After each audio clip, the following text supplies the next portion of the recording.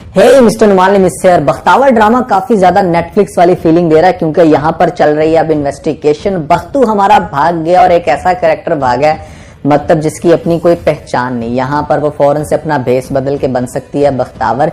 वही हुआ मतलब लेटेस्ट एपिसोड में। अब यहाँ पर नेक्स्ट एपिसोड में कैसे इन्वेस्टिगेशन क्लियर होगी, बख्तू कैसे पकड़ा जाएगा। आज की एपिसोड में भी बहुत सारे फजूल सीन्स थे जिनको हम डिस्कस करेंगे इस वीडियो के अंदर। नेक्स्ट एपिसोड में होने क्या वाला है, इन सभी क्वेश्चंस के आंसर मैं आज के इस वीडियो में करने वाला हूँ। फिर जल्दी से वीडियो को लाइक कर दें, सब्सक्राइब का बटन भी दबा दें, साथ में बेल आइकन का भी, ताकि हम स्टार्ट कर सकें बहुत ही सुपर डुपर रिव्यू। तो चलिए आगे बढ़ते हैं।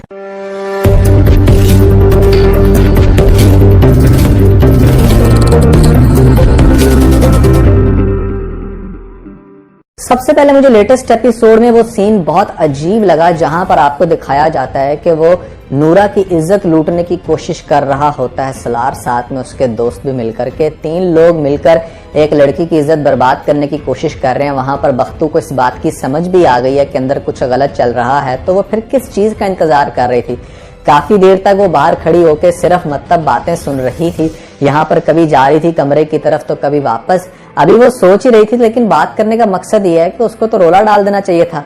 आपने उसको क्यों दिखाया कि यहाँ पर वो कुछ भी नहीं कर रही। जिस टाइम अंदर बहुत ज्यादा शोर की आवाज आती है उसी टाइम वो जाती है दरवाजे की तरफ और वहां पर निकलती है नूरा बाहर। अब नूरा जिस टाइम बाहर निकलती ना, यहाँ पर आपको एक बहुत ही स्टूपिड सीन दिखाएगा जिसकी लिटरली मुझे समझ नहीं आई।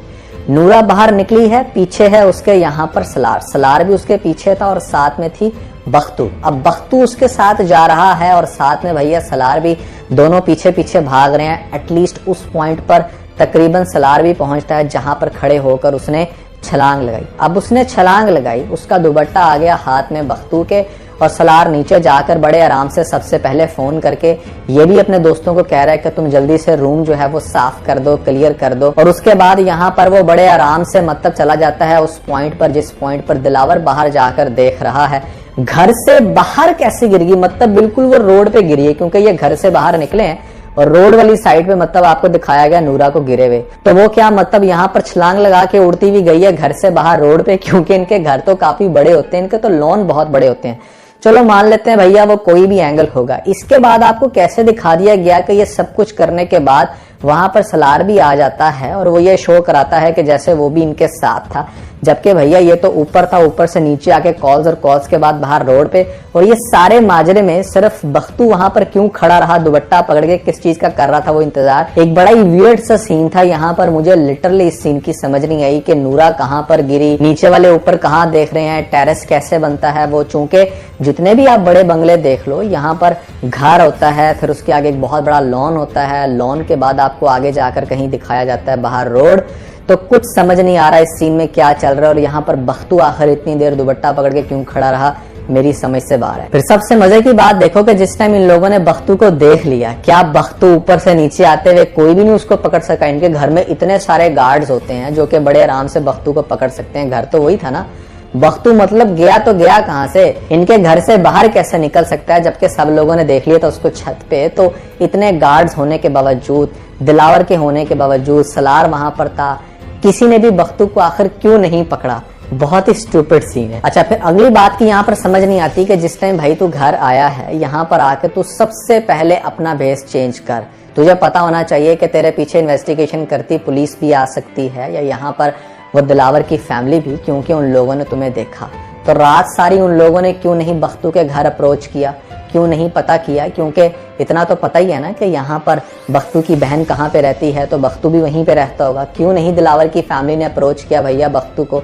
और बख्तू घर में आगे क्यों इतना रिलैक्स होकर बैठ जाता है, रो रहा है या जो कुछ भी कर रहा है, अपनी हालत फौरन से चेंज क्यों नहीं कर रहा। बड़ा रिलैक्स होकर आपको दिखाया गया कि बख्तावर ने नेक्स्ट डे में अपनी हालत को चेंज किया और हालत चेंज करके यहाँ पर मसल्ले पे बैठ गई है, डर रही है, रो रही है। पुलिस वाले पहचान नहीं सकेंगे डेफिनेटली, क्योंकि उन लोगों ने तो बख्तू को पहले देखा नहीं है। जिन लोगों ने बख्तू को देखा, रोज बख्तावर को भी देख रहे हैं, वो कभी डिफरेंशिएट नहीं कर पाए, तो यहाँ पर ये पुलिस वाले कैसे करते। अगली स्टूपिड बात मुझे ये लगती है कि यहाँ पर कलसूम को कुछ नहीं कह रहा ये नजर। मतलब आइडियली तो इसको कलसूम पे जाके शाउट करना चाहिए सबसे पहले कि तुमने क्यों अपनी डिटेल्स लिख के यहाँ पर बख्तू के घर के बाहर लगा दी। वो बख्तू के ऊपर क्यों इतना गुस्सा कर रहा है भाई, बख्तू को क्यों यहाँ पर मारने की या घर से बाहर निकालने की कोशिश कर रहा है। तेरा काम तो सीधा जा अपनी बेगम के पास और जाकर उससे पूछ के तुमने अपनी डिटेल्स क्यों लिख के रखी है यहाँ पर बख्तू के घर के बाहर। तो अपनी बेगम पे वो बिल्कुल भी गुस्सा नहीं है, बेगम के साथ बड़े आराम से बातें कर रहा है कि मेरी चाय लेकर आओ, इससे ज्यादा वो उस पर कोई गुस्सा नहीं कर रहा। सर उसको ये टेंशन है कि कहीं भाग ना जाए, लेकिन बख्तू पे उसका इतना ज्यादा गुस्सा करना क्यों बनता है, ये लिटरली बहुत ही फजूल सीन था। अगर आप लोग ये कहो कि उसने ये सारी डिटेल्स जाके पुलिस वालों को बतानी थी तो भाई वो बात एक तरफ, लेकिन पॉइंट है इसके वो डिटेल्स लिख के किसने दी, वो तो इसी की बेगम ने लिख के दी ना। बख्तू को इल्हाम थोड़ी हो जाएगा कि यहाँ पर इसकी उम्र क्या है, किस टाइम शादी की, या क्या ये चाहती है, इसके पीछे मकसद क्या है। तो ये एक बड़ा बोंगा सा सीन था। बख्तावर ड्रामा और बोंगे सीन ना हो, ये कैसे हो सकता है। अगला फजूल सीन ये था कि यहाँ पर बावजूद इसके कि सलार ने मुंह से बोल के बता दिया कि उसने खुद से छलांग लगाई, यानी कि वो भी उस टाइम उस पॉइंट पे था, तो यहाँ पर भी एक क्वेश्चन रेज होता है कि भाई जिस टाइम वो गिरी पड़ी थी तू तो नीचे था, तू ऊपर से नीचे इतनी जल्दी कैसे आ गया। और इतना सब कुछ उसके मुंह से बोलने के बावजूद भी क्यों नहीं सबका शक जो है वो यकीन में कन्वर्ट हो रहा, क्यों नहीं यहाँ पर दिलावर को भी समझ आ रही कि हाँ यही है इसके पीछे। बाप को तो खैर बड़े अच्छे से क्लैरिटी हो गई है इसके कि चूंकि इसका बटन टूटा हुआ था तो शायद ये दोनों बहन भाई मिले हुए हैं, क्योंकि यहाँ पर जो मेरी बेटी है वो भी बख्तू को फंसाने के चक्करों में थी और शायद उसी आड़ में यहाँ पर बख्तू को ही फंसाने की वजह से इन लोगों ने ये हरकत की है मिलके। तो बाप अगर सिर्फ अपनी बेटी पे शक करेगा हुरिया पे, फिर तो ये बड़ा ही फजूल सीन होगा, लेकिन अगर वो साथ साथ अपने बेटे की भी खिंचाई करता है नेक्स्ट एपिसोड में, जो कि एक्सपेक्टेड है, तो फिर ये जस्टिफाइड हो। तो हम डिस्कस करते हैं कि यहाँ पर इस इन्वेस्टिगेशन को कैसे फुलफिल किया जाएगा, कैसे पता चलेगा इन लोगों के बख्तू कौन है। तो भाई मेरी गट फीलिंग है कि यहाँ पर आपको उसी पुलिस वाले को वापस आते हुए दिखाया जाएगा जो एक्चुअली में बख्तू को जानता है। जब वो आएगा यहाँ पर आकर वो देखेगा कि इस तरह से ये केस चल रहा है। नूरा तो हमारी मरने वाली है नेक्स्ट एपिसोड में, जब नूरा मर जाएगी नेक्स्ट एपिसोड में तो दिलावर से क्वेश्चन होंगे। दिलावर भी मीडिया को यही कहेगा कि नो डाउट के मेरे मुलाजिम के ऊपर सब लोगों को शक है, उसी को मुजरिम ठहराया जा रहा है, लेकिन जैसे इन्वेस्टिगेशन कंप्लीट होती है तो उसके बाद ही हम कुछ कह सकते हैं। हुरिया और सलार की सही क्लास लेगा उसका बाप के तुम लोगों को मैंने समझाया भी था कि इस तरह के पंगों में मत पड़ो, इलेक्शन सर पे हैं, अब मैं क्या दूं लोगों का जवाब। उसको अलग से टेंशन पड़ी हुई है। अब मुझे शक इस बात का भी है कि शायद हुरिया के बाप ने ही पैसे दे के डॉक्टर को यहाँ पर नूरा को जान से मरवाया, क्योंकि अगर नूरा जिंदा रह जाती तो वो तो क्लियर कर देती कि हाँ इस तरह से सलार ही मेरी इज्जत लूटने की कोशिश कर रहा है। तो नूरा की मौत के पीछे मुझे लगता है कि सलार की फैमिली होगी। अब इंटरेस्टिंग बात यह है कि यहाँ पर आपको दिखाया जाएगा नेक्स्ट एपिसोड में कि बहुत ही कश्मकश का शिकार है। पुलिस भी सोचेगी कि मतलब जमीन खा गई, आसमान कहाँ गया आखिर ये बख्तू। दिलावर भी काफी परेशान होगा। आपको दिखाया जाएगा उसी पुलिस ऑफिसर को शायद वापस आते हुए, और वो फिर आकर देखेगा इस मामले को, तो उसको तो पता है कि बख्तू ही बख्तावर है, तो वो ये कॉन्सेप्ट हो सकता है क्लियर करे, या फिर वो ये भी करेगा कि बख्तावर को अप्रोच करके कहेगा कि तुम्हें एक दफा बख्तू बन के सामने आना होगा, don't worry about the custody, मैं तुम्हें किसी भी किस्म का इस तरह का टॉर्चर नहीं होने दूंगा क्योंकि मुझे पता है तुम फीमेल हो, लेकिन अपने हक के बारे में बोलने के लिए तुम्हें एक दफा उसी रूप में खुद को लाना होगा। तो उस रूप में आने के बाद यहाँ पर हो सकता है कि फिर पुलिस वाला बुलाए दिलावर को, और फिर यहाँ पर बख्तू अपनी सारी सच्चाई बताए कि उसने क्या देखा, और बजाय ये कि ये लोग उस पर शक करें वो बता देगी कि भाई मैं तो एक्चुअली में लड़की हूँ।